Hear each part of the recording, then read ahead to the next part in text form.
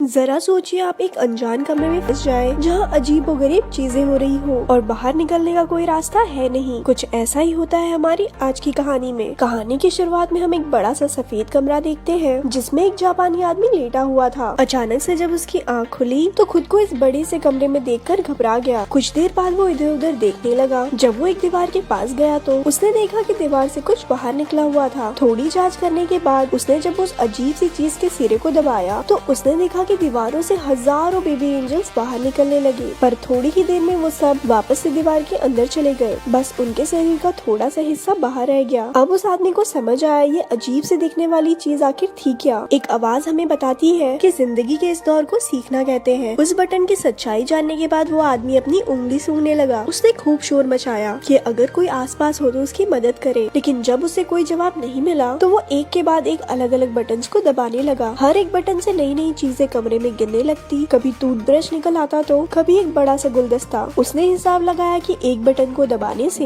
एक पर्टिकुलर चीज ही बाहर आती थी। उसने अपनी इस थियोरी को टेस्ट करने के लिए एक ही बटन को बार बार दबाकर चॉपस्टिक्स का ढेर लगा दिया, लेकिन अगले बटन को दबाते ही एक शॉपिंग कार्ट तेजी से निकला और जोर से उसके पैर पर लगा, जिसकी वजह से वो दर्द में चिल्लाने लगा। जब उसने अगले बटन को दबाया तो वो ट्रांसफॉर्म होकर एक बच्चे के पिछवाड़े में बदल जाता है, जिसने उसके मुंह पे फाड़ दिया। इसके बाद उसने अलग अलग बटनों को दबा कर ढेर सारी चीजें इकट्ठा कर ली। जब वो एक बॉल से खेल रहा था तो वो जाकर एक बटन पर लगी, जिससे सुशी नाम की एक लजीज जापानी डिश बाहर आ निकली। वो खुश था क्योंकि उसे वाकई में बहुत भूख लगी थी। वो सोच रहा था कि सुशी के साथ साथ सोया सॉस भी मिल जाए तो मजा आ जाएगा, पर उसके बार बार बटन दबाने के बाद भी हर बार सिर्फ सुशी ही निकलती। तो वो चुपचाप जो मिला वो खाने लगा। खाना खत्म हो जाने के बाद जब उसने फिर से और मंगवाने के लिए बटन दबाया तो अब की बार एक सोया सॉस की बोतल उसके सामने आ गई। उसने गुस्से में बोतल को दूर फेंक दिया कि जब जरूरत थी तब तो आई नहीं। अगला बटन दबाने पर उसे 3D चश्मे मिले। चश्मा पहनकर उसे एक बेबी एंजल अपनी बटन की तरफ इशारा करते हुए दिखने लगा। ये देखकर वो बहुत खुश हो गया कि मैंने तो कमरे का रहस्य सुलझा लिया है। लेकिन बटन दबाने पर एक काउंटडाउन शुरू हो गया, जिसके आखिर में दीवार से एक बहुत बड़ा पिछवाड़ा बाहर आया और उसने उसके मुंह पे पाद दिया। थोड़े और बटन दबाने के बाद उसे एक किताब मिली जो उसे काफी मजेदार लगी। कुछ घंटों में उसने उसके 5 पार्ट पढ़ डाले, लेकिन जब उसने छठी किताब पढ़ने के लिए बटन दबाया तो 7वीं किताब बाहर आई। परेशान होकर उसने दूसरा बटन दबाया, लेकिन उसमें से भी 8वीं और 9वीं किताब निकली। किताब की चाह में उसने एक और बटन को दबाया, तभी उसे अपने पीछे एक दरवाजा दिखाई पड़ा। वो उसे देखकर बड़ा खुश हुआ कि आखिरकार अब वो बाहर निकल सकता है, लेकिन अपने इसी एक्साइटमेंट में वो यही भूल गया कि आखिर वो बटन था कौन सा। तो वो ऐसे ही कोई भी बटन दबाने लगा। पहली बटन दबाने पर एक अफ्रीकन आदमी एक दीवार से दूसरी दीवार की ओर भागते हुए गया। दूसरे वाले से उसके सर पर पानी गिरने लगा, लेकिन आखिरकार तीसरी बार में दरवाजा खुल गया और वो जैसे ही बटन को छोड़कर दरवाजे की तरफ जाने लगता वो दरवाजा बंद हो जाता। कुछ देर ट्राई करने के बाद वो समझ गया कि जब तक बटन दबा रहेगा तभी तक दरवाजा खुला रहेगा। वो रनिंग पोजीशन लेकर बटन पर खड़ा हो गया ताकि जल्दी से दरवाजे तक पहुंच जाए, लेकिन इससे पहले कि वो दरवाजे तक पहुंचता दरवाजा बंद हो गया। इसके बाद उसने बहुत से अतरंगी तरीके अपनाए, लेकिन किसी ने भी काम नहीं किया। उसने शॉपिंग कार्ट पर बैठकर जल्दी से दरवाजे तक पहुंचने की कोशिश की, लेकिन सब बेकार। इसके बाद उसने अपना दिमाग लगाया और एक गुलदस्ता उस बटन पे रख दिया, लेकिन वो इतना भारी नहीं था कि उसे दबाए रख सके, तो उसे अब गुलदस्ते को भरना होगा। उसने पानी वाला बटन दबाकर उसमें पानी भरने की कोशिश की, लेकिन पानी उसके शरीर के अलावा कहीं गिरता ही नहीं था। फिर उसने दिमाग लगाकर गुलदस्ते को सुशी से भर दिया। वो बड़ी मुश्किल से उसे वहाँ लेकर गया, लेकिन उसने गलती से उस गुलदस्ते को किसी दूसरे बटन पर रख दिया, जिसके बाद वो अफ्रीकन आदमी भागता हुआ आया और उसे टकराने की वजह से गुलदस्ता भी टूट गया। वो गुस्से और फ्रस्ट्रेशन में चिल्लाने लगा। उसने कुछ और छोटे मोटे पैतरे लगाए, लेकिन दरवाजा हर बार उसके पहुंचने से पहले ही बंद हो जाता। फिर गलती से एक बटन दबाने पर एक रस्सी नीचे आई। उसने हिसाब लगाया कि वो रस्सी से झूलकर जल्दी से दरवाजे तक पहुंच सकता है, और ऐसा हुआ भी। लेकिन जब उसने दीवार के पीछे दरवाजे को खोलने की कोशिश की तो पता चला कि इसे खोलने के लिए एक चाबी की जरूरत थी। वो दीवार के बंद होने से पहले कमरे में वापस आ गया। जब उसने गुस्से में दीवार पर एक लात मारी तो एक चाबी हवा में तैरने लगी, लेकिन दरवाजे की ही तरह ये चाबी भी बटन छोड़ते ही थोड़ी देर बाद गायब हो जाती। अब उसे कोई तरीका ढूंढना होगा जल्दी से चाबी लेकर दरवाजे तक पहुंचने का। लेकिन जब उसने चाबी वाला बटन फिर से दबाया तो दीवार में से एक कुत्ता बाहर निकलकर उस पर भौंकने लगा। वो फिर से कंफ्यूज हो गया क्योंकि सारे बटन एक जैसे तो दिखते थे। इसके बाद उसने सही बटन ढूंढकर उस पर सुशी का एक टुकड़ा रख दिया। एक दो बार फेल होने के बाद आखिरकार वो चाबी लेकर दरवाजे तक पहुंच ही गया, लेकिन अभी मुसीबत खत्म नहीं हुई थी। दरवाजे के ऊपर एक नंबर वाला लॉक भी था। वो जल्दी से कमरे की तरफ गया किया, लेकिन बाहर निकलते हुए फिर से दीवार जोर से उसके पिछवाड़े पर लगी। उसने फ्रस्ट्रेशन में प्लंजर दूसरी तरफ फेंका और उसकी एक बटन के लगने पर फिर से अफ्रीकन आदमी बाहर आया, लेकिन अब की बार उसने नोटिस किया कि उस अफ्रीकन आदमी के सर पर 3 नंबर लिखे हुए थे और शायद उसी नंबर से वो ताला खुलेगा। क्योंकि दीवार बार बार बंद हो जाती थी तो उसने 3 बार में वो ताला भी खोल दिया। दरवाजा थोड़ा जाम सा लग रहा था तो उसे थोड़ी एक्स्ट्रा जान लगानी पड़ी और इतने में दीवार भी वापस नीचे चली गई। वहाँ पर इतनी जगह थी ही नहीं कि वो दरवाजे को पूरा खोल सके। वो हताश हो गया और वहीं बैठकर रोने लगा। उसे कमरे के अंदर का समय याद आ रहा था। उसे एहसास हुआ कि कमरे में उसके पास कितना कुछ था। अब वो बाहर नहीं जा सकता था, लेकिन जो चीजें उसके पास थी उसने समय रहते उनकी कदर नहीं की। अचानक उसे अपनी बाहीं ओर से हवा का एक झोंका महसूस हुआ। वो उस नकली दीवार को खोलकर बाहर की तरफ भागा। वो पूरी जगह बिल्कुल एक जैसी थी। ऐसा लग रहा था कि मानो वो एक ही जगह पर भाग रहा हो। भागते भागते वो एक दूसरे कमरे में पहुंचा जहाँ रोशनी थोड़ी कम थी। उसके अंदर आते ही दरवाजा बंद हो गया। एक आवाज हमें बताती है कि जिंदगी के इस पड़ाव को प्रैक्टिस कहते हैं। उधर मेक्सिको के एक शहर में एक छोटे बच्चे एंटोनियो का परिवार काफी परेशान था। उसके पिता एस्कारगोट नाम के एक रेसलर है। आज उसका एक मैच है जिसकी वजह से वो काफी अजीब सा व्यवहार कर रहा था। उसकी पत्नी सोच रही थी कि क्योंकि उसका विरोधी इतना जवान है इसीलिए वो थोड़ा डरा हुआ होगा, लेकिन एंटोनियो के दादा ने कहा तुम लोग देखना, एक्सपीरियंस के सामने जवानी का जोश ठंडा पड़ जाएगा। इसके बाद एस्कारगोट मैन जल्दी से स्टेडियम पहुंचकर तैयार हो गया और मैच से पहले भगवान का ध्यान किया। उधर स्कूल में बच्चे एंटोनियो का मजाक उड़ा रहे थे क्योंकि वो सच में मान रहा था कि उसके पापा जीत जाएंगे। मैच का वक्त होते ही एंटोनियो और उसके दादा भी स्टेडियम पहुंचे। वो जल्दी से सीट लेकर बड़ी उत्सुकता से मैच शुरू होने का इंतजार कर रहे थे। पहली टीम का नाम था नॉर्दर्न टफ, जिसमें 2 जवान जोशीले पहलवान थे। इसके बाद एंट्री हुई एस्कारगोट मैन और उसके साथ ही सिल्वर ईगल की। सिल्वर ईगल पहले तो बहुत बेहतरीन तरीके से लड़ रहा था, लेकिन फिर दूसरी टीम के दोनों रेसलर ने उस पर एक साथ हमला कर दिया। वो इशारा करके एस्कारगोट मैन को भी बुलाने लगे, लेकिन वो नियमों को तोड़कर नहीं लड़ना चाहता था। उधर सिल्वर ईगल ने चकमा देकर दोनों रेसलर्स को आपस में ही भिड़ा दिया और खुद बाहर निकल आया। अब एस्कारगोट मैन की बारी आई, जिसपे वो दोनों पहलवान भारी पड़ रहे थे। उनमें से एक उसके सिर पर कुर्सी मारने ही वाला था कि कमरे में बंद उस जापानी आदमी ने एक बटन दबा दिया, जिससे एस्कारगोट मैन की गर्दन अचानक से लंबी हो गई और उसने दोनों पहलवान को सर मारकर एक ही बार में नॉकआउट कर दिया। लेकिन उधर कमरे में तो कुछ भी नहीं हुआ, इसीलिए वो बार बार उसी बटन को दबाने लगा। इसी चक्कर में एस्कारगोट मैन ने अपने साथी सिल्वर ईगल, रेफरी और अपने बेटे एंटोनियो तक को सर मारकर नॉकआउट कर दिया। इसके बाद वो पागलों की तरह अपने सर से घंटी बजाने लगा। कमरे में उस आदमी ने अलग अलग बटन दबाना शुरू कर दिए। किसी बटन से एक सिंगर के मुंह से गाते हुए आग निकलने लगी, तो किसी बटन से रशिया के एक जादूगर की जादू फेल हो गई। तीसरे बटन दबाने पर चाइना में एक आदमी अपने ही कुत्तों पर भौंकने लगा। उस आदमी ने देखा कि पिछले कमरे की तरह इस कमरे में छत नहीं थी, बल्कि ऊपर से रोशनी आ रही थी जिसमें एंजल्स उड़ रहे थे। इस बार उसके दिमाग में बहुत अलग चीज आई। उसने बटन को दबाने की बजाय उन्हें पकड़कर ऊपर चढ़ना शुरू कर दिया। वो कामयाब रहा और हर बटन के दबने से दुनिया के अलग अलग कोनों में कमाल की चीजें होने लगी। कहीं फूल खिलते तो कहीं कोई हाथी फिसल जाता। जैसे जैसे वो ऊपर जाता गया तो कहीं टोस्ट बनने लगे तो कहीं इंसान चांद तक पहुंच गए। जब तक वो ऊपर पहुंचा उसकी दाढ़ी और बाल बहुत बढ़ चुके थे। अब उसे दीवार पकड़ने की जरूरत नहीं थी, वो भी बाकी एंजल्स की तरह हवा में उड़ता जा रहा था। एक आवाज हमें बताती है कि उसने अब भगवान का दर्जा पा लिया है और अब पूरी दुनिया उसके हिसाब से चलेगी। आखिर तक आते आते उसके चारों ओर सफेद पंख उड़ने लगे जो उसे आखिरी कमरे तक ले गए। इस कमरे के दीवार पर पूरी धरती का नक्शा बना हुआ था और वहाँ अब तक का सबसे बड़ा बटन भी मौजूद था। वो उसे दबाने के लिए आगे बढ़ा और स्क्रीन खाली हो गई और ऐसे ही ये मूवी यहाँ खत्म हो गई। ऐसी और स्टोरी सुनने के लिए हमारे पेज को लाइक करें। धन्यवाद।